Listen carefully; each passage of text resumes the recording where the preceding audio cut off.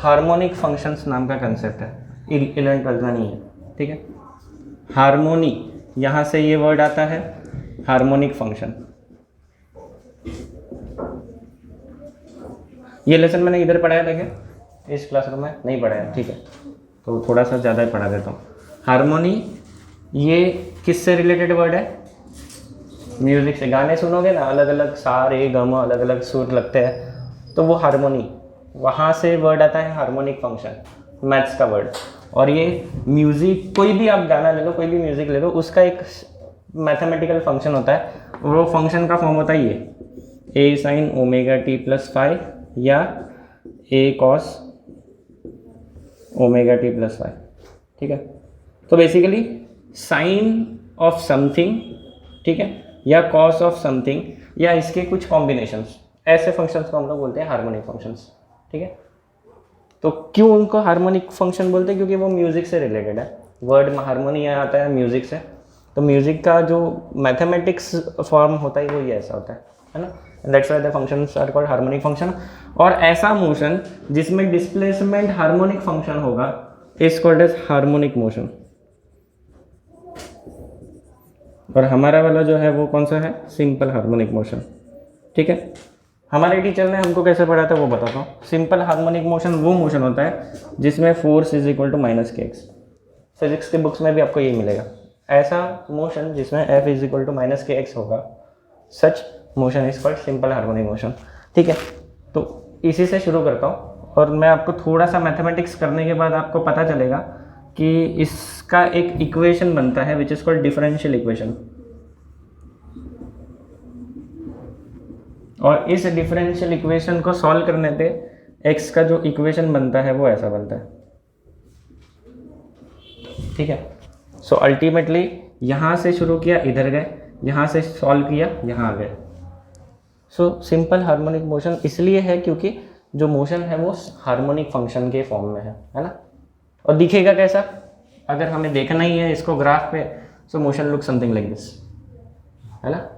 हमारे जो हम बातें करते हैं या जो भी अलग अलग टाइप के म्यूजिकल साउंड है, अगर आप उसको ऑसिलोस्कोप नाम का एक डिवाइस होता है जो वेव्स या फिर जो वाइब्रेशन है उसको प्लॉट करता है ग्राफ में, है ना, या मैथमेटिकल फंक्शन है उसको ग्राफ स्क्रीन पे प्लॉट करता है ऑसिलोस्कोप। तो अगर आप मैं बात कर रहा हूँ, इसको हम लोग ऑसिलोस्कोप के, ये जो माइक का इनपुट है ऑसिलोस्कोप को दे देंगे तो आपको इस तरह के कुछ वेव फॉर्म्स दिखने लगेंगे। जब भी मैं बात करूँगा, मैं लेटर से मैंने बोला सा, तो वहाँ पर आपको एक तरीके का वेव फॉर्म दिखना चालू हो जाएगा, है ना। सो वो वेव फॉर्म सारे साइन या कॉस के फंक्शंस होते हैं। ये क्लियर है? अच्छा, ये सारा नॉलेज बुक में नहीं है तो एडिशनल नॉलेज है। इंपॉर्टेंट क्या है बुक में? Simple harmonic motion is a motion in which force is directly proportional to displacement from mean position, ठीक है। ऑसिलेशन में क्या होता है? मीन पोजिशन है कोई तो उसके आसपास मोशन होता है ना। सिंपल हार्मोनिक मोशन में मीन पोजिशन के आसपास ही मोशन होता है, बट जितना आप मीन पोजीशन से दूर जाओगे, दैट इज डिस्प्लेसमेंट x, उतना आपका फोर्स ज़्यादा। एग्जाम्पल के लिए आप ले सकते हो एक स्प्रिंग मास ऑसिलेटर।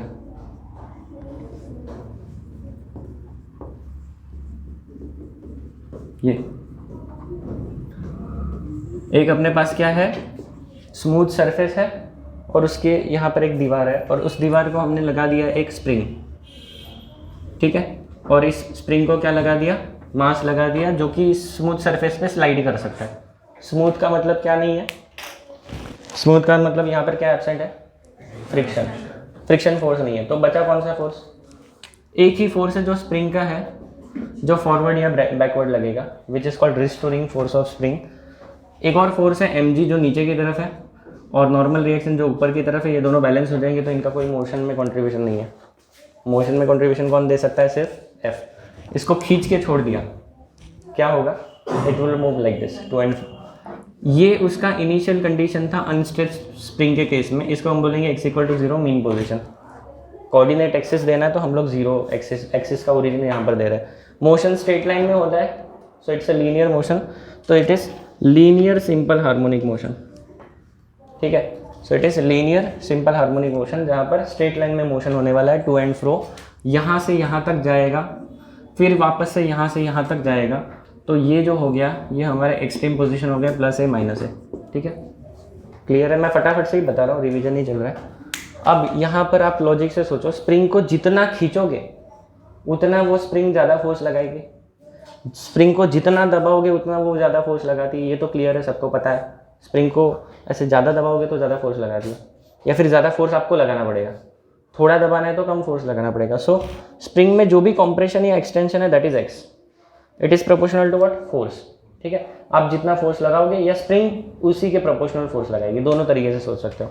यहाँ पर ये जो है this is spring force, restoring force of spring. Spring को मैंने खींचा, लेंथ बढ़ गया, स्प्रिंग फोर्स कैसा लगाएगी, किस डायरेक्शन में लगाना चाहिए लॉजिक से, उसने उसको कंप्रेस करना चाहिए खुद को। अगर मैं स्प्रिंग को स्ट्रेच करता हूँ तो वो क्या करेगी, खुद को कंप्रेस करेगी।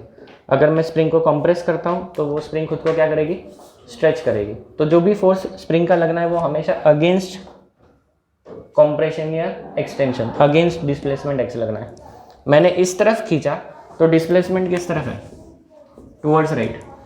यहाँ पर फोर्स किस तरफ लगेगा स्प्रिंग का, टुवर्ड्स लेफ्ट। जैसे ही मैंने छोड़ा स्प्रिंग उसको वापस खींच रही है, मतलब स्प्रिंग का फोर्स हमेशा डिस्प्लेसमेंट के अगेंस्ट है, इसलिए माइनस साइन। और ये कांस्टेंट ऑफ प्रोपोर्शनलिटी है, this is called spring constant और फोर्स कांस्टेंट। तो इसका मैग्नीट्यूड क्या हो जाएगा, एफ अपॉन एक्स, है ना, मैग्नीट्यूड वाइज जाएंगे तो, क्योंकि ये माइनस साइन इसलिए लिया है because directions are opposite, force is vector, displacement is vector, तो प्रैक्टिकली इसको वेक्टर में लिखना चाहिए। बट क्योंकि मोशन सिर्फ स्ट्रेट लाइन में हो रहा है, there is no need to use vector mathematics over here, तो हम लोग सिर्फ एक नेगेटिव साइन से अपना काम बन जाएगा। तो वेक्टर मैथमेटिक्स हम लोग इस लेसन में यूज़ नहीं करते किसी भी जगह, क्योंकि सिर्फ स्ट्रेट लाइन में मोशन है, तो ज़रूरत नहीं उतना ज़्यादा एडवांस मैथमेटिक्स की, तो सिर्फ माइनस साइन से काम हो जाता है यहाँ पर। इसको बोलते हैं force per unit length, spring constant या फोर्स कांस्टेंट। ठीक है, स्प्रिंग कांस्टेंट, फोर्स कांस्टेंट या force per unit length. Unit क्या होगा, न्यूटन पर मीटर। ठीक है, डायमेंशन निकाल सकते हैं इसके, कभी कभी ये भी पूछ लेते हैं, डायमेंशन निकालो, कितना आएगा डायमेंशन इसका। फोर्स का डायमेंशन बताओ, MLT-2, सही है क्या।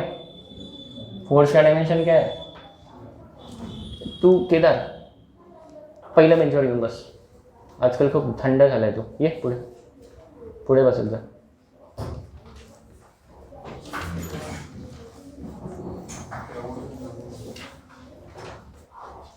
अटेंशन कम होते जा रहा है तुम्हारा, जैसे एग्जाम आया तो तुम्हारा अटेंशन बढ़ना चाहिए, तुम्हारा उल्टा होता है, अटेंशन कम होता है ना।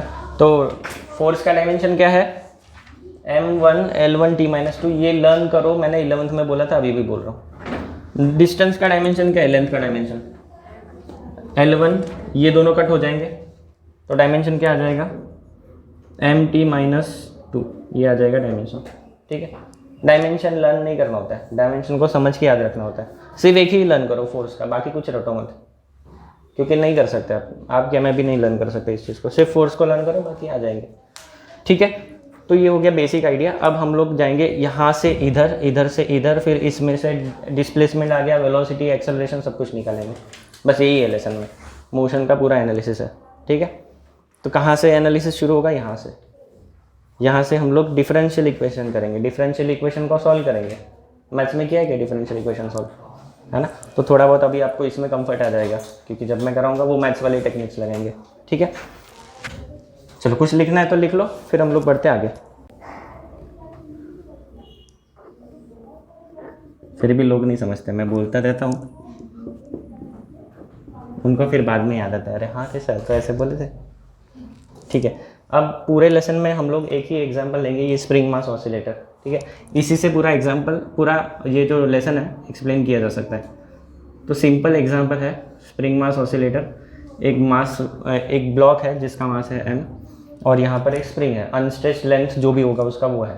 ठीक है, इसको डिस्टर्ब करेंगे तो ये ऑसिलेट करेगा।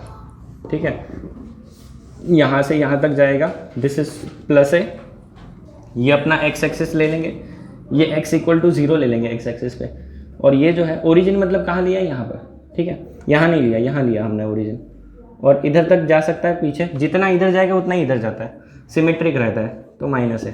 ठीक है, और ऑसिलेट क्यों करता है, बिकॉज ऑफ इट्स इनर्शिया, है ना। होगा ये कि जब मैं इसको यहाँ खींच लूँगा तो स्प्रिंग जो है वो उसको वापस से लाती है, स्प्रिंग का फोर्स, तो वापस से कहाँ तक लाना चाहती है स्प्रिंग तो उसको यहाँ तक ही लाना चाहती है, but because of its inertia ये यहाँ से यहाँ तक जाता है ना।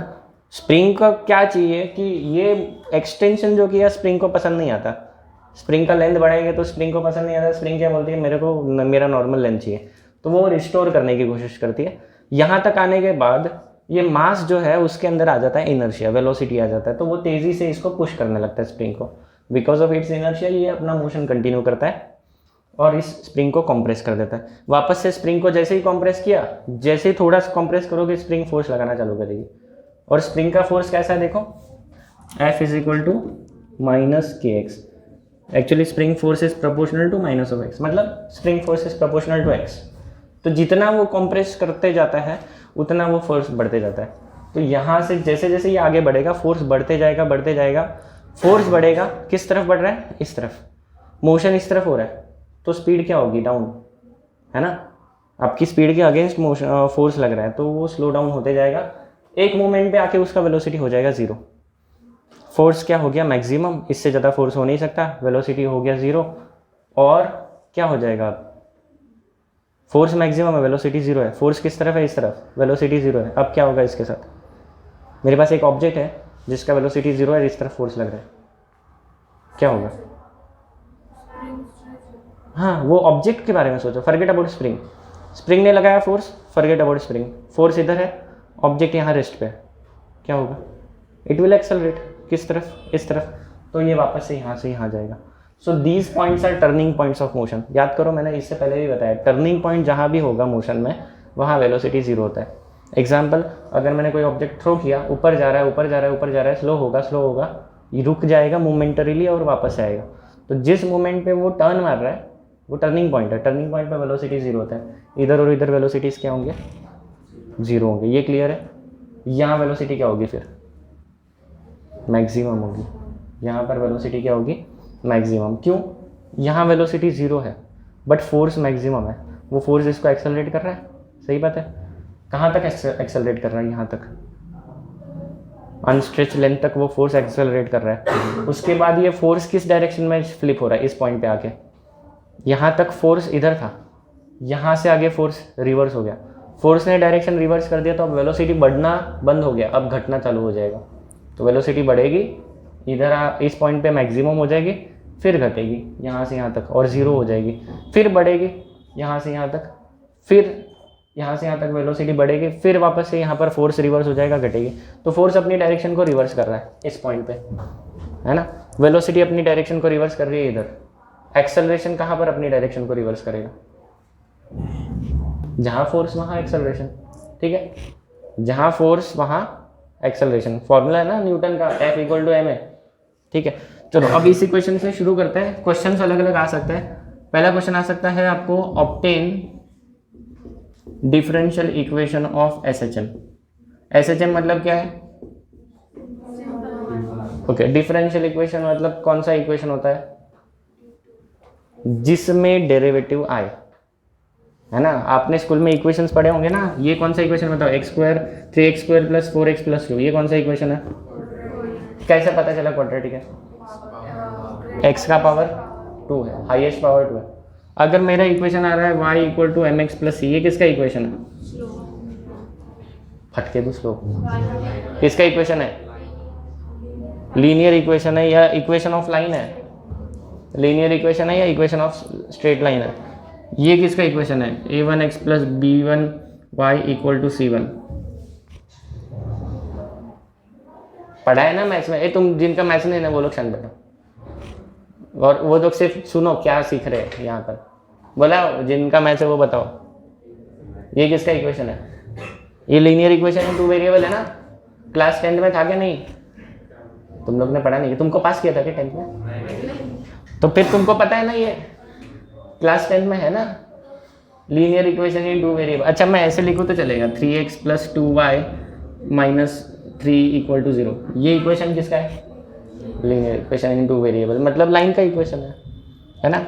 अगर मेरे इक्वेशन में ऐसा आ जाए dy by d x plus 2x square equal to 0, ऐसा कुछ गंदा सा इक्वेशन दिखे, तो इक्वेशन में क्या दिख रहा है, डेरिवेटिव दिख रहा है, बाकी कुछ भी दिखे। डेरिवेटिव दिखा तो कौन सा इक्वेशन, डिफरेंशियल इक्वेशन, ठीक है, क्लियर है। डेरिवेटिव दिख गया तो कौन सा इक्वेशन, डिफरेंशियल इक्वेशन।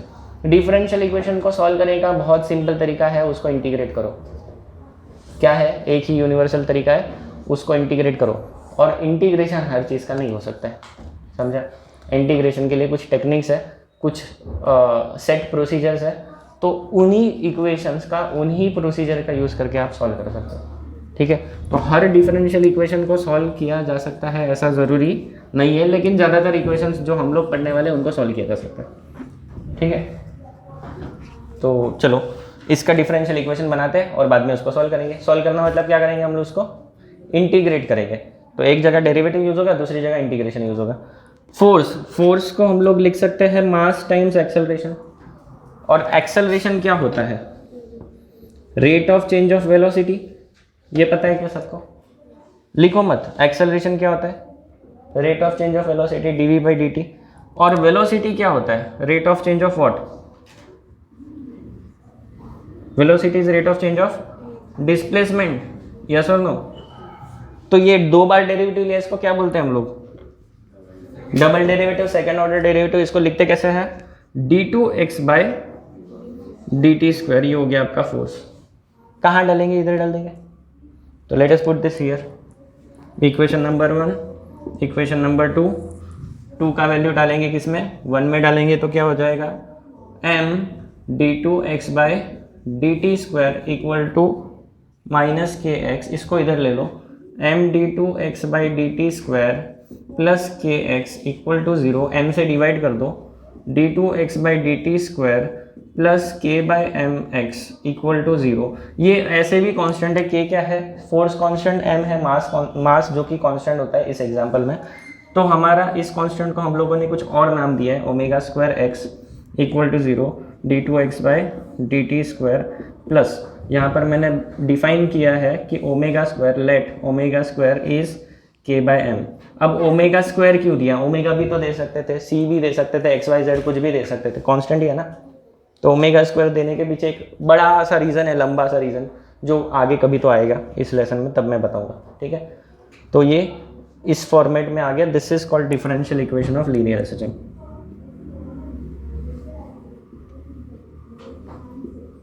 कांस्टेंट ही है ना, तो कुछ भी नाम दे सकते हैं। तो ओमेगा स्क्वायर नाम दिया है, ओमेगा स्क्वायर ही क्यों दिया, उसके पीछे भी कुछ रीजंस है, वो आगे पर जाके आपको पता चलेगा, ठीक है। ये मोशन जो है ना, वो सर्कुलर मोशन से लिंक्ड है। अनफॉर्चुनेटली वो वाला टॉपिक अपने बुक में से हट गया मतलब ये साल नहीं आने वाला, ठीक है। बट मैं थोड़ा सा ब्रीफ कर दूंगा कि ये उससे क्यों रिलेटेड है, तब आपको समझ में आएगा कि ये क्यों किया हमने, है ना। सो बस आप याद रख सकते हो ये स्टेप कि भाई इसको हमने ओमेगा स्क्वायर लिख दिया and you get the differential equation. Notes में से देखो ये वाला डेरिवेशन। सो अब इससे आगे हर जगह पर हम लोग ये इक्वेशन से स्टार्ट करेंगे। सो ये इक्वेशन आपको लर्न होना चाहिए, सिंपल है, d2x by dt square plus omega square x equal to 0। ये कौन से ऑर्डर का इक्वेशन है, इसका डिग्री कितना है, समझिए मेरे को, तुमने कितना पढ़ा मैथ्स, कितना है डिग्री, 1 डिग्री है, और ऑर्डर कितना है 2। अच्छा, जिन लोग को लगता है ये क्या है डिग्री और ऑर्डर, तो सिंपल वर्ड्स में समझा देता हूँ। डिग्री मतलब ये कौन से, ऑर्डर मतलब कौन सा पावर का डेरिवेटिव है, हाईएस्ट पावर का डेरिवेटिव। यहाँ पर एक ही डेरिवेटिव है और ये सेकेंड ऑर्डर डेरिवेटिव है, तो ये सेकेंड ऑर्डर इक्वेशन हो गया, ठीक है। डिग्री में ऑर्डर है 2, डिग्री कितना है, तो डिग्री 1 है। कैसे, इसका पावर कितना है, इसका स्क्वायर है क्या, नहीं है ना, तो ये इसका डिग्री है 1। एनीवेज फिजिक्स में उसका कुछ काम नहीं है, बस मैं मैथ्स वालों का मैथ्स रिफ्रेश करा रहा था। जो लोग सोचते हैं ना ये डिफरेंशियल इक्वेशन कुठे यूज़ करायचं, हे बघा इकडे यूज़ करायचं, काय यूज़ करायचं, तो इससे हमें x as a function of time मिल जाएगा। x as a function of time का मतलब क्या है, position of particle as a function of time. इसका मतलब क्या है, हम लोग मोशन के फ्यूचर के बारे में प्रेडिक्ट कर सकते हैं। हम लोग क्या कर सकते हैं, अगर मेरे पास position as a function of time मिल रहा है, इसका मतलब क्या है, मैं उस मोशन का फ्यूचर प्रेडिक्ट कर सकता हूँ कि थोड़ी देर के बाद क्या होगा, 1 सेकेंड के बाद क्या होगा, 5 सेकेंड के बाद क्या होगा, 1 दिन के बाद क्या होगा, हम लोग सब प्रेडिक्ट कर सकते हैं if you have position as a function of time. अगर मैंने velocity as a function of time निकाल लिया तो मैं वेलोसिटी का फ्यूचर प्रेडिक्ट कर सकता हूँ। अगर मैंने velocity as a function of x निकाल लिया तो किस पोजीशन पे उसका वेलोसिटी कितना होगा ये निकाल सकता हूँ। मैंने शुरुआत में थोड़ा सा डिस्कशन किया था, एक्सट्रीम पॉइंट पे वेलोसिटी क्या हो जाता है 0, क्योंकि वो टर्निंग पॉइंट्स है। तो ये फंक्शन मुझे वो डेटा भी देगा और इन बिटवीन वेलोसिटीज़ क्या ये भी देगा। अगर velocity as a function of time या as a function of X निकल गया तो मैं काइनेटिक एनर्जी निकाल सकता हूँ, सही बात है। पोजीशन निकल गया तो हम लोग पोटेंशियल एनर्जी निकाल सकते हैं। तो देखो कितना सारा फ्यूचर हम लोग सिर्फ ये कुछ इक्वेशन से प्रेडिक्ट कर सकते हैं, इसलिए ये इक्वेशंस इंपॉर्टेंट है, ठीक है। तो ये जो कोविड अभी आया था ना, तो उसका भी एक डिफरेंशियल इक्वेशन बनाया गया था, रिसर्चर ने बनाया था, और फिर उस डिफरेंशियल इक्वेशन को सॉल्व करके पता चला कि किस रेट से कितने पेशेंट्स बढ़ सकते हैं, उसके रिलेटिव कितना वैक्सीनेशन रेट होना चाहिए, ठीक है। ये हो गया मैथमेटिकल मॉडल। बायोलॉजिकल चैलेंजेस अलग है, वैक्सीन बनाने में अलग चैलेंजेस लगते हैं, ये सारा कैलकुलेशन किया गया। उस पे से डिसाइड किया गया कि कितना एक्सपोजर टाइम मतलब आप घर से बाहर निकले तो you are in exposed environment, मतलब आप बाहर निकले तो आप एक्सपोज्ड एनवायरनमेंट में, घर के अंदर एक्सपोजर नहीं है ज़्यादा। तो एक्सपोज्ड एनवायरनमेंट में कितनी प्रोबेबिलिटीज़ है, उस हिसाब से कितने केसेस बढ़ जाएंगे, हमारे पास मेडिकल फैसिलिटीज़ कितनी है, ये सारा कैलकुलेशन किया गया। और फिर डिसाइड किया कि कितने दिन का लॉकडाउन लगाना चाहिए। ऐसे ही नहीं, आज चलो 14 दिन का लगा देते, चलो संडे का लगा देते, ऐसा नहीं होता है। सैटरडे संडे ऑफ कर दिया, क्यों कर दिया? 2 दिन ऑफ करने से को कहाँ कोरोना कम होने वाला था, उससे एक्सपोजर टाइम कम होता है। एक्सपोजर टाइम कम होने से जो रेट ऑफ पेशेंट्स है और हमारे पास जो मेडिकल फैसिलिटी है, मेडिकल फैसिलिटी लिमिटेड है, रेट ऑफ इन्फेक्शन को एक लिमिटेड इसके मैच करना है। अगर ये एक्सीड हो गया तो आपको हॉस्पिटल में बेड्स नहीं मिलेंगे, जो सेकेंड वेव में हुआ था, ठीक है। तो वो एक्सीड हो गया क्योंकि लोगों ने सुना नहीं, गवर्नमेंट का क्यों नहीं सुना, लोगों को कहाँ मैच आता है इतना कि सुनते, है ना। और अपने लोगों को क्या है, जो बोलेंगे उसके अगेंस्ट करने के हम लोग बहुत होशियार है उसमें, है ना। लोग क्या करते हैं, पुलिस डंडा मारेंगे तो जाके चेक करते हैं, अरे चौक में पुलिस है क्या, चलो जाके देखते तो है कितना मारते हैं, कैसा लगता है, जाके चेक करेंगे, बताओ। तो इसलिए हमारे यहाँ पर जो एक्सप्लोजन हुआ सेकेंड वेव का, अदरवाइज नहीं होता, है ना। अदरवाइज इतने केसेस नहीं बढ़ते अगर फॉलो किया रहता गवर्नमेंट के गाइडलाइंस। करता कौन है ना। और गवर्नमेंट के पास गाइडलाइंस आते कहाँ से, वो करते हैं, ये सारा रिसर्च करते हैं साइंटिस्ट लोग, ये सारा कैलकुलेशन करते हैं, फ्यूचर प्रेडिक्ट कर सकते हैं अगर आपको साइंस आता है तो, ठीक है। तो अभी हम लोग यही कर रहे हैं, फ्यूचर प्रेडिक्ट करने वाले मोशन का, इसलिए ये इक्वेशंस पढ़ा जाता है। आया ध्यान में मैथ्स में क्यों इतना गंदा इंटीग्रेशन और डेरिवेटिव पढ़ाते हैं, ये रियलिटी है, यही आपके लाइफ में हर जगह है ना। तो चलो जाते ज़्यादा इसका डिस्कशन नहीं करते, इक्वेशन पे जाते हैं। d2x/dt² प्लस ω² x = 0, ये आपका डिफरेंशियल इक्वेशन है। अब इस पे क्वेश्चन क्या आ सकता है, आपको पूछेंगे x as a function of time निकालो, position as a function of time निकालो, मतलब उसका फ्यूचर पता चले। x as v velocity as a function of x निकालो, क्योंकि आपने x का फ्यूचर पता लगा लिया तो अलग अलग पोजीशन पे वेलोसिटीज निकाल सकते हैं। And acceleration as a function of x निकालो, कहाँ से, इस इक्वेशन से, ठीक है। एक बार आपने ये कर लिया, आपने x as a function of time निकाल लिया, तो x आप velocity as a function of time भी निकाल सकते हो और acceleration as a function of time भी निकाल सकते हो। अभी हम लोग ये वाला डेरिवेशन करने वाले हैं, ठीक है। प्रोसेस उल्टा होगा, बस ये ऐसे जाएंगे हम लोग, ठीक है। अभी हम लोग ये करेंगे, ये 1, 2 और 3 चीज़ें, velocity as a function of time, acceleration as a function of time, position as a function of time, ठीक है। Acceleration as function of x, v as function of x और x as function of t, ये निकाल लिया। तो ये निकालना बहुत आसान है, बहुत फालतू चीज़ है, डेरिवेटिव करना है, 2 बार करना है बस, ठीक है। ये थोड़ा सा तकलीफ वाला है क्योंकि इसमें इंटीग्रेशन आएगा, है ना। तो इंटीग्रेशन डेरिवेटिव में से कौन आसान होता है, डेरिवेटिव करना आसान होता है थोड़ा सा, इंटीग्रेशन थोड़ा सा गंदा होता है। चलो अभी अपने को क्या करना है, डेरिवेटिव या इंटीग्रेशन, डिफरेंशियल इक्वेशन सॉल्व करना है तो you have to integrate it. So this is the differential equation जो हमको पता है, सही बात है। सो इसको क्या करेंगे, let us rearrange this equation, d2x/dt² = -ω² x, rearrange कर दिया। बट एक्सेलरेशन हमने कैसे डिफाइन किया था, ये पता है, या थोड़ा 2-4 स्टेप ज़्यादा लिख लो। dv/dt, acceleration is rate of change of velocity and velocity is rate of change of displacement, so your acceleration is second derivative of displacement। ये इक्वेशन नंबर 1 दे दो, ये 2 दे दो, 2 का वैल्यू 1 में डाल दो तो एक्सेलरेशन क्या आ जाएगा, हाँ सॉरी 2 का वैल्यू 1 में डाल दोगे तो क्या आ जाएगा, a equal to minus omega square x. हो गया क्या acceleration as a function of x. ये आ गया आपका पहला रिजल्ट, ये आ गया आपका a as a function of x खत्म। अगला काम है v as a function of x निकालेंगे और उसके बाद x as a function of t निकालेंगे, क्योंकि x का फंक्शन तो हो नहीं सकता, तो x किसका फंक्शन होगा, t का होगा। ठीक है, v x का फंक्शन हो सकता है, a x का फंक्शन हो सकता है। क्लियर है यहाँ तक। इतना लिख दिया तो आपको 1 मार्क तो मिल ही जाएगा, 1 या 2 मार्क, डिपेंड करता है कितने मार्क्स का क्वेश्चन है। Acceleration as a function of x हो गया, ये भी इंपॉर्टेंट है डेरिवेशन बच्चों। क्या क्वेश्चन आता है, देखो बुक में एक क्वेश्चन दिया नोट्स में, क्या क्वेश्चन आता है देखो ज़रा, टेक्स्ट बुक में भी है, एक्सरसाइज में, मैंने कल दो क्लासरूम में भी दिया था बोर्ड पे। क्या क्वेश्चन है वो पढ़ो तो ज़रा।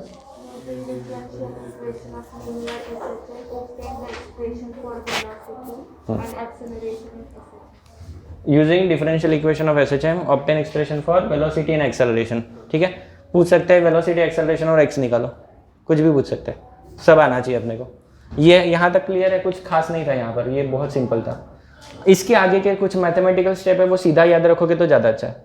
मैथ्स में एक थ्योरम है, वो थ्योरम का यूज़ करने वाला है। ठीक है, acceleration can be written as dv by dt, acceleration can be written as dv by dt equal to minus omega square x. सही बात है, dv by dt, यहाँ पर dv है, यहाँ dt है और यहाँ x है। कितने वेरिएबल्स है, वेलोसिटी वेरिएबल है, टाइम वेरिएबल है और x भी वेरिएबल है, 3 वेरिएबल्स है। इंटीग्रेशन में आपको 2 ही वेरिएबल सॉल्व करने का अलाउड है, 3 वेरिएबल वाला इक्वेशन सॉल्व नहीं कर सकते।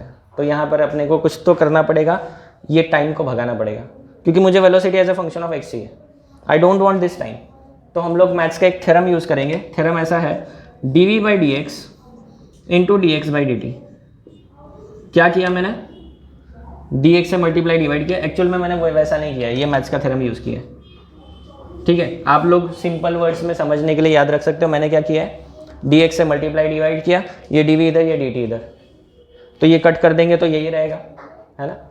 एक्चुअली ऐसा नहीं है, इसका एक थ्योरम है मैथ्स में, आपको पढ़ाया होगा शायद से मैथ्स के सर में, है ना। बट एनीवेज हमें क्या करना था, हमें वेरिएबल चेंज करना था, हमने कैसे भी कर लिया। अब जा जा काय होतं आहे, घरच्यांना फोन करायचा तर सांग। हो जाऊन ये।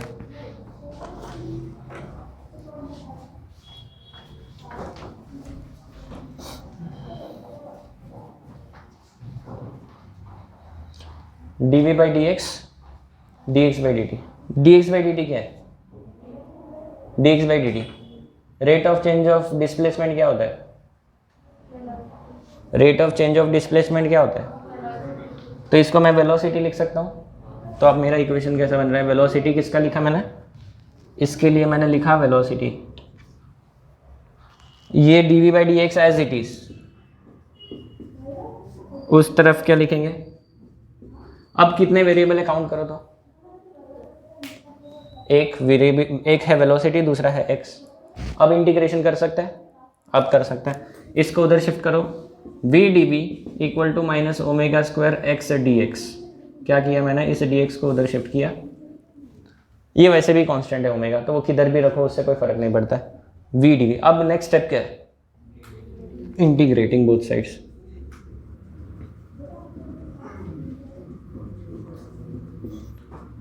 इस स्टेप, इस फॉर्म को बोलते हैं variable separable form. This is called variable separable form, क्योंकि हमारा जो वेरिएबल्स है, एक वेरिएबल लेफ्ट साइड है, दूसरा राइट साइड है। ये फॉर्म जब भी आ जाएगा डिफरेंशियल इक्वेशंस में, तो आपको इंटीग्रेट करना होता है। ठीक है, तो यहाँ पर हमने लगा दिया integration v dv equal to minus omega square, constant है तो बाहर रख सकते हो, इंटीग्रेशन x dx। ठीक है, अब कुछ बेसिक फॉर्मूले, इंटीग्रेशन ऑफ x dx कितना, x स्क्वायर बाई 2। क्या फॉर्मूला है, integration of x raise to n dx is x raise to n plus 1 upon n plus 1। n मतलब ये पावर है, पावर यहाँ 1 है तो 1 प्लस 1 2 हो जाएगा। लिखो मत रे, ध्यान दो, नोट्स में भी है, बुक में भी है, समझोगे नहीं तो लिख के क्या फ़ायदा, जेरोक्स मशीन हो क्या तुम, कॉपी पेस्ट मार रहे हो। देखो समझो इसको, ठीक है। ये यहाँ तक क्लियर है। v क्या हो गया, v वेलोसिटी का, v dv, इसका इंटीग्रेशन क्या हो जाएगा, v square by 2 minus omega square, इसका इंटीग्रेशन क्या हो जाएगा एक्स स्क्वायर बाई 2। ये डेफिनेट इंटीग्रेशन है या इनडेफिनेट इंटीग्रेशन है? इनडेफिनेट है। लिमिट्स कहाँ है? लिमिट्स है क्या? हमको पहले ही फ्यूचर नहीं पता तो हम लोग कहाँ से लिमिट्स लिखेंगे? नहीं लिख सकते। तो लिमिट्स नहीं है इसलिए ये इनडेफिनेट इंटीग्रेशन है। इनडेफिनेट इंटीग्रेशन में हम लोग लास्ट में सी ऐड करते हैं। सी इज अननोन कांस्टेंट जिसके बारे में हमको नहीं पता है, लेकिन उसको निकाला जा सकता है अगर हमें इनिशियल कंडीशन पता है। तो अभी हम लोग इसके बाद क्या करेंगे? इनिशियल कंडीशंस के बारे में सोचेंगे। ठीक है, इसके बाद हम लोग क्या करेंगे?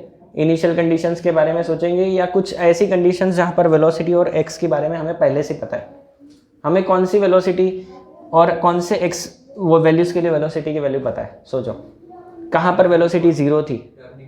टर्निंग पॉइंट से। ये हमें पहले से ही पता है। मोशन को एनालाइज करने से या देखने से पता चल रहा है कि वेलोसिटी टर्निंग पॉइंट पे 0 है। तो टर्निंग पॉइंट मतलब एक्स की वैल्यू कितनी थी? Plus minus A. So at X equal to plus और माइनस ए वेलोसिटी मेरा 0 था। सही बात है। इधर और इधर ये मोशन ऐसा हो रहा है, तो टर्न कहाँ कर रहा है? ये दोनों पॉइंट्स पे। ये ऐसा गया, इधर से टर्न करके वापस आया, इधर गया वापस टर्न के आ रहा है। ये दोनों टर्निंग पॉइंट्स है। टर्निंग पॉइंट पे वेलोसिटी 0 होता है। टर्निंग पॉइंट्स कहाँ है? एक्सट्रीम पॉइंट्स पे। X equal to plus minus A. Plus minus A मतलब ये एम्पलीट्यूड है, इधर का एम्पलीट्यूड उधर का एम्पलीट्यूड। ठीक है, डाल दो इधर। कहाँ डालेंगे? इस इक्वेशन में डाल दो। So 0 square by 2 is 0 equal to minus omega square by 2। X square की जगह प्लस माइनस ए का स्क्वायर, ए स्क्वायर ही होगा, प्लस सी। तो सी का वैल्यू कितना आ गया? इसको उधर शिफ्ट कर दो। Omega square A square by 2। सही है क्या? कहाँ डालेंगे इसको? इसी को तो निकालना था, इसी को इधर डाल देंगे तो मेरा इक्वेशन कंप्लीट हो जाएगा। कैसा हो जाएगा? देखो कैसा हो जाएगा मेरा इक्वेशन। किसको कहाँ डालना है? इसको यहाँ डालना है। So V square by 2 equal to minus omega square x square by 2 plus C की जगह omega square A square by 2। क्या कट हो रहा है? 2 कट हो गया। बचा क्या? v इक्वल टू या फिर v square equal to minus omega square x square minus a square, या फिर आप माइनस को अंदर जाने दो तो a square minus x square. देखो तो क्या किया मैंने? 2 कट कर दिया। Omega square as it is, दोनों में से कॉमन लिया है मैंने। ए स्क्वायर पॉजिटिव है, ये वाला नेगेटिव है तो पीछे लिखा मैंने। ठीक है, यहाँ तक क्लियर है? मुझे तो v चाहिए, तो ये क्या हो जाएगा? इसका रूट निकालेंगे तो ओमेगा स्क्वायर का रूट हो जाएगा ओमेगा, क्योंकि इस रूट निकाल रहे हैं तो प्लस और माइनस भी लेते हैं हम लोग, है ना? ये पता है ना, रूट निकालते तो प्लस और माइनस लेते हैं, क्योंकि पॉजिटिव नंबर का स्क्वायर भी पॉजिटिव होता है, नेगेटिव का स्क्वायर भी पॉजिटिव होता है। तो जब स्क्वायर रूट लोगे तो 2 पॉसिबिलिटीज है, एक प्लस एक माइनस। और वेलोसिटी है ना, anyways velocity is a vector quantity, तो एक प्लस माइनस का मतलब क्या है? एक तो राइट साइड में जा रहा है या तो लेफ्ट साइड में जा रहा है। वेलोसिटी क्या है पार्टिकल का? एक तो राइट साइड है या तो लेफ्ट साइड, इसलिए प्लस या माइनस। ओके, मैग्नीट्यूड कितना? इतना। डायरेक्शन कितना? प्लस या माइनस, मतलब टुवर्ड्स राइट या टुवर्ड्स लेफ्ट। इक्वेशन नंबर कितना दे दो इसको? 3 हो गया। रुक जाओ, कुछ और इक्वेशन नंबर्स दे देते हैं।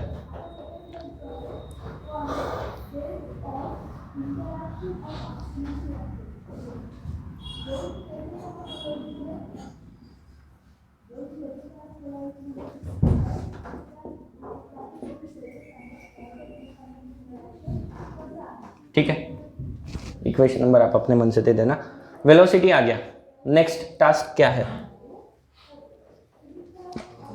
a हो गया, v as a function of x हो गया, x as a function of t है। तो x वेलोसिटी और x में रिलेशन है।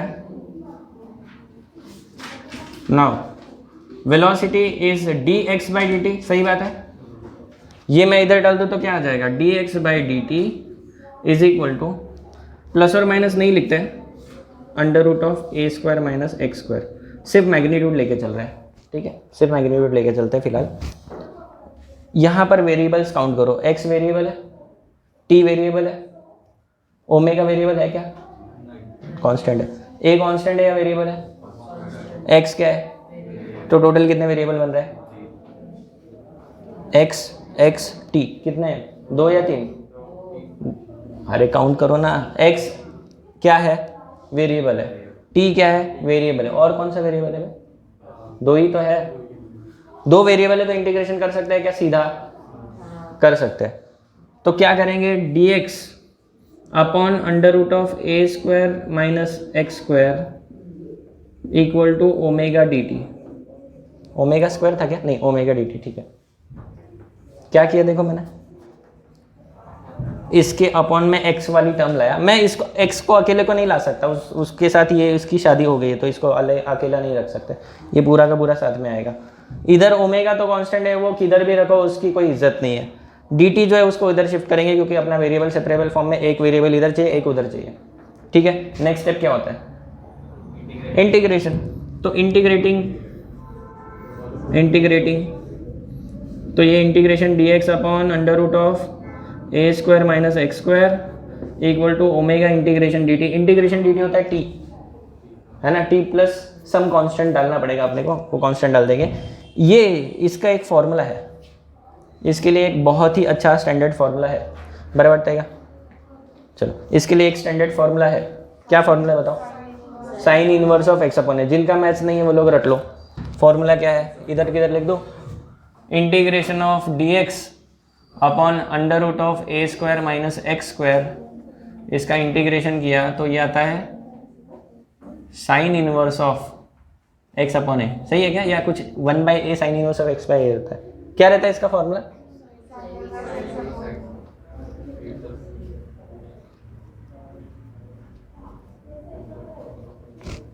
हाँ ठीक है ठीक है। तो इसको सॉल्व करें, इसका इंटीग्रेशन क्या आ गया, लिखो मत अभी, ध्यान दो। इसका इंटीग्रेशन आ गया sine inverse of x upon A, ये x और ये a, and that is equal to omega integration dt का आ जाएगा t। क्योंकि यहाँ पर लिमिट्स नहीं है तो हम कुछ कांस्टेंट लिखेंगे फाई, ठीक है। अब ये साइन इनवर्स उधर जाएगा तो क्या हो जाएगा, साइन हो जाएगा। तो इस तरफ क्या बचेगा, x बाय ए बचेगा equal to sine of omega T plus phi. Phi कुछ तो कांस्टेंट है, इनिशियल कंडीशन पे डिपेंड करता है। x equal to a sine omega T plus phi. इस इक्वेशन में जो कांस्टेंट है फाई, उसको इनिशियल कंडीशन से डिसाइड किया जा सकता है। अब हमारा पार्टिकल अगर मीन पोजीशन से स्टार्ट हो रहा है तो x का वैल्यू हम लोग टाइम t इक्वल टू 0 डालेंगे, x इक्वल टू क्या डालेंगे 0, क्योंकि हमारा मीन पोजीशन है। तो उस केस में आपका फाई का वैल्यू 0 आ जाएगा। अगर पार्टिकल एक्सट्रीम से शुरू हो रहा है, हो सकता है ना मोशन कहीं से भी शुरू हो सकती है, अपने मन पे थोड़ी ना, मोशन के ऊपर है। हम लोगों को चाहिए तो हम मीन पोजीशन से उसको वाइब्रेट करना स्टार्ट कर सकते हैं, या फिर मीन पोजीशन से उसका मोशन स्टडी करना स्टार्ट कर सकते हैं। एक्सट्रीम से भी कर सकते हैं, एक्सट्रीम से करेंगे तो फाई का वैल्यू आ जाएगा 90 π/2, ठीक है। वो आप कर सकते हो, वो वर्कआउट कर सकते हैं। तो ये फाई का वैल्यू इनिशियल कंडीशन पे डिपेंड करता है, ठीक है। सो ये हो गया आपका जनरल इक्वेशन x के लिए, x as a function of time आ गया। वापस से यहाँ से एक्सप्लेन करता हूँ, कहाँ से, यहाँ से एक्सप्लेन कर देता हूँ। देखो क्या करना है आपको, acceleration as a function of x निकालना है, velocity as a function of x निकालना है, और displacement as a function of time निकालना है। तो सबसे पहले तो डिफरेंशियल इक्वेशन से शुरू करना है, ये तो क्लियर है, क्वेश्चन में ही दिया जाएगा कि कहाँ से शुरू करो, डिफरेंशियल इक्वेशन से शुरू करो। तो ये इक्वेशन आपको लर्न होना चाहिए, d2x/dt² plus omega square x equal to 0। This is differential equation of linear SHM, जी हमको पता होना चाहिए, ठीक है। इसको उधर लेके गए तो ये इक्वेशन ऐसा हो गया। ये क्या है, सेकेंड डेरिवेटिव है x का, सेकेंड डेरिवेटिव लिखो मत, सेकेंड डेरिवेटिव ऑफ x क्या होता है, पोजीशन का second derivative. It is acceleration, acceleration होता है rate of change of velocity, velocity होता है rate of change of displacement. ये दो बार डेरिवेटिव है, सो इसको ऐसे लिख सकते हैं, ये इधर डाल दो, मतलब acceleration equal to minus omega square x, पहला काम हो गया, acceleration as a function of x. Yes और नो, एक्सेलरेशन मिल गया है, वेलोसिटी चाहिए, तो क्या करेंगे, एक्सेलरेशन और वेलोसिटी का क्या रिलेशन है, तो वेलोसिटी का डेरिवेटिव निकालोगे तो एक्सेलरेशन होता है। So A can be written as dv/dt, A can be written as dv/dt, ये एज इट इज। कितने वेरिएबल से, एक वेलोसिटी है, दूसरा टाइम है, तीसरा x है। तीन वेरिएबल्स को इंटीग्रेट नहीं कर सकते तो इसके साथ कुछ झोल-झाल करना पड़ेगा। क्या करेंगे, dv/dt है तो dv/dt को dv/dx लिखेंगे, dx/dt लिखेंगे, dx से मल्टीप्लाई डिवाइड किया, ऐसे याद रखो। हाँ, याद क्या रखोगे, dx से मल्टीप्लाई डिवाइड किया। रियलिटी में इसको हमने, ये एक थ्योरम है मैथ्स का जो यूज़ किया है, बट एनीवेज dx से मल्टीप्लाई, dx से डिवाइड किया, ये दोनों कट हो गए तो इक्वेशन में कोई फर्क नहीं पड़ा है।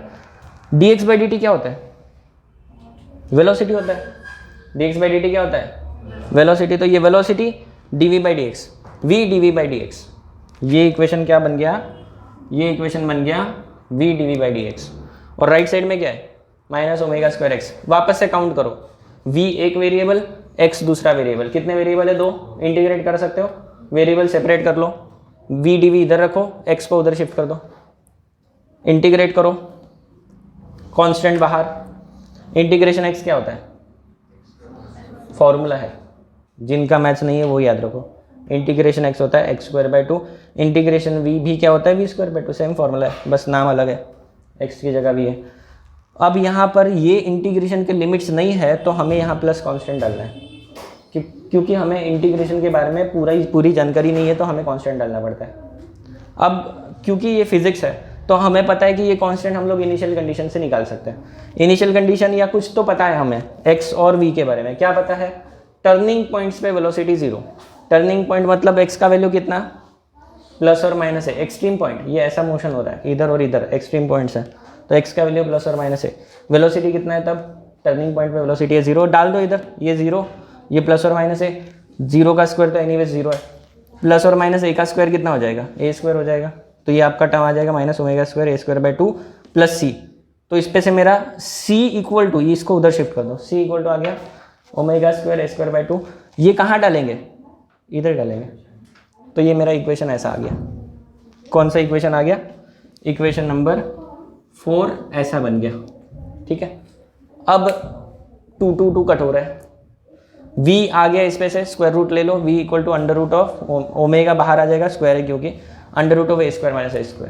ये आ गया आपका velocity as a function of x। देखो तो अलग अलग पॉइंट पे वेलोसिटी मिल जाएगा। x इक्वल टू 0 डालो, x इक्वल टू 0 डालो, वेलोसिटी कितना आएगा? x इक्वल टू 0 डालो, इधर कितना आ रहा है वेलोसिटी? a² का रूट a प्लस माइनस ओमेगा है। This is the maximum velocity, plus minus omega है, मीन पोजीशन पे होगा x इक्वल टू 0 डालने पे। x इक्वल टू a डालो, एक्सट्रीम पॉइंट पे x इक्वल टू a डालो, a² माइनस a² 0 हो रहा है, तो एक्सट्रीम पॉइंट पे वेलोसिटी क्या है? 0।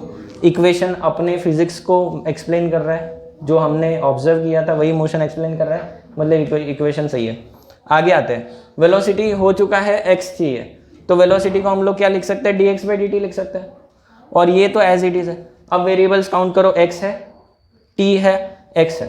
कितना है वेरिएबल? 2 ही है, 3 नहीं है। कितने हैं? 2, x और t बस। तो हम इसको डायरेक्ट इंटीग्रेट कर सकते हैं, dx एज इट इज, इसको इधर नीचे ले लिया, dt को उधर ले लिया, इंटीग्रेट कर दिया। इंटीग्रेशन का फॉर्मूला पता होना चाहिए। इंटीग्रेशन का फॉर्मूला क्या है? तो ये फॉर्मूला है, this integration is sine inverse of x by. इस इंटीग्रेशन की वैल्यू कितनी है? Sine inverse of x by, इधर ओमेगा, dt का इंटीग्रेशन t है, प्लस क्योंकि ये इक्वेशन है तो कुछ कांस्टेंट आएगा, इंटीग्रेशन के लिमिट्स नहीं है तो कांस्टेंट हमने फाई लिखा है यहाँ पर। ये साइन इनवर्स उधर गया तो साइन हो जाएगा, x by a is equal to sine of omega t plus phi, x equal to a को भी उधर शिफ्ट कर दिया, तो दिस इज योर x का इक्वेशन। ठीक है, x as a function of time मिल गया है, फाई हम लोग इनिशियल कंडीशन से डिसाइड कर सकते हैं, तो हम लोग इसका फ्यूचर बता सकते हैं। मेरा पार्टिकल अभी कहाँ है ये मुझे पता है, तो फ्यूचर में वो कहाँ होगा, कितने समय के बाद, ये मैं बता सकता हूँ। और अगर मैं x बता सकता हूँ तो मेरे पास v का फॉर्मूला है, मैं v भी बता सकता हूँ। मेरे पास v का फॉर्मूला है तो मेरे पास a का भी तो फॉर्मूला है, मैं हर चीज़ बता सकता हूँ उस मोशन में। आपने वेलोसिटी, एक्सेलरेशन और x निकाल लिया तो आपने मोशन का पूरा स्टडी कर। Now we have this equation, x as a function of what? एक असली इक्वेशन है, this is x as a function of time, है ना। तो अगर आपके पास x as a function of time है तो आप velocity as a function of time निकाल सकते हो। क्या फॉर्मूला है? इसी का डेरिवेटिव ले लो, इसी का डेरिवेटिव लोगे तो क्या करोगे? a, साइन का डेरिवेटिव क्या होता है? साइन का डेरिवेटिव कॉस या माइनस कॉस? डेरिवेटिव विचारला मी, साइनचा डेरिवेटिव क्या है? Cos omega T plus five. याद रखो, साइन का डेरिवेटिव कॉस ओमेगा टी, ये जो है एज इट इज।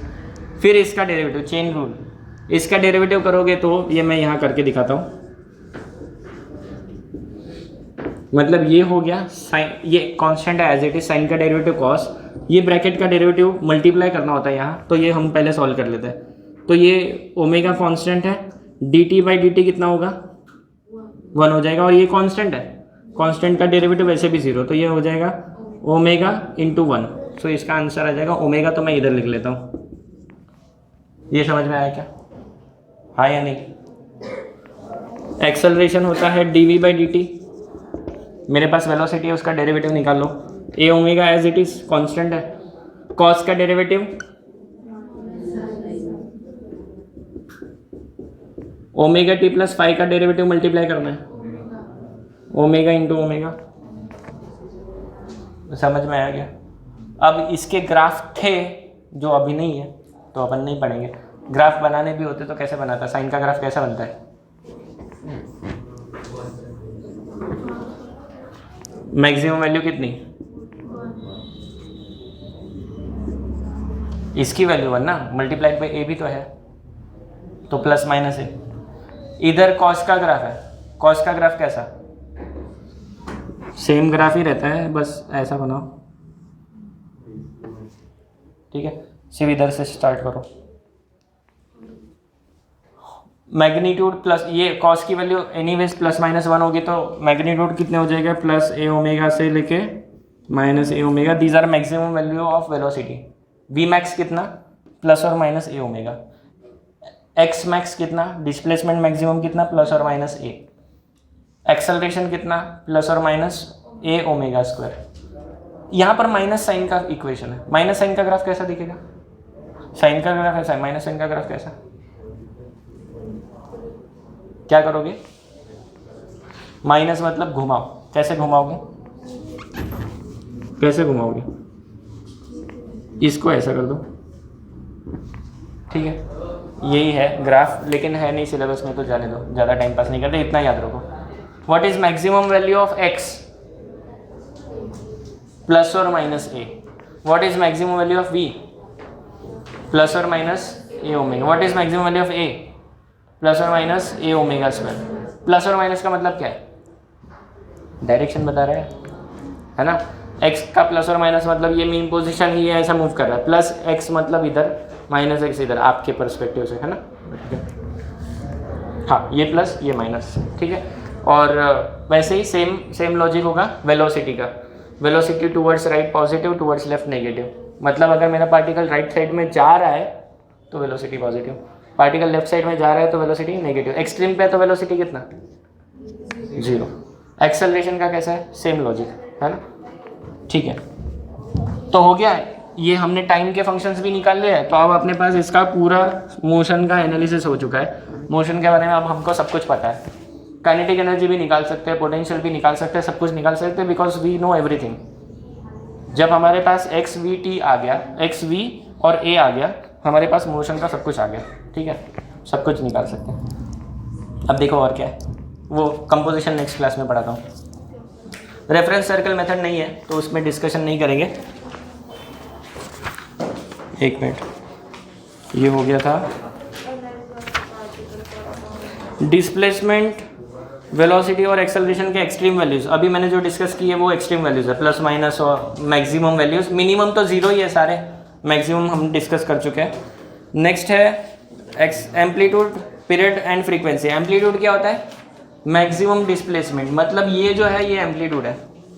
फिर पीरियड क्या होता है, the time in which the motion repeats, ये रिपीट होने वाला मोशन है, तो कुछ टाइम में रिपीट होगा, इट्स अ पीरियडिक मोशन, कुछ सर्टेन टाइम के बाद रिपीट होता है। मैथमेटिकली अगर दिखाना है तो अगर मैं इस इक्वेशन में टाइम t की जगह t प्लस 2π/ω डाल दूँ यहाँ पर और इसे सॉल्व करूँ, साइन ऑफ ओमेगा t की जगह t प्लस 2π/ω डालूँ, तो मेरा ये जो फंक्शन है ये एज इट इज़ वापस आ जाएगा।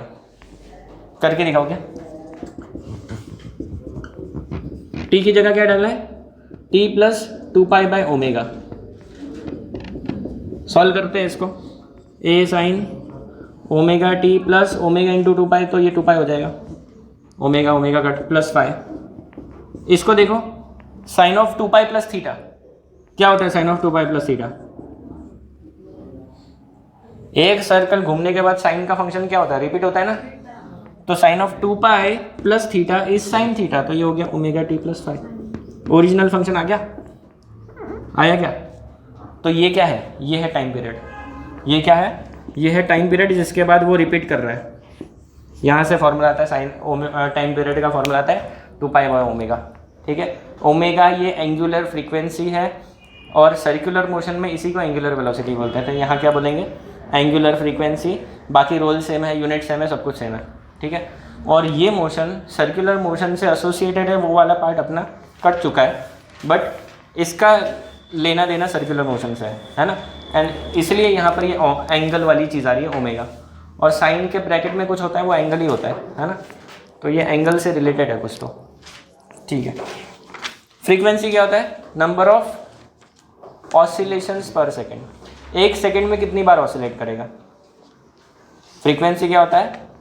नंबर ऑफ ऑसिलेशंस पर सेकेंड।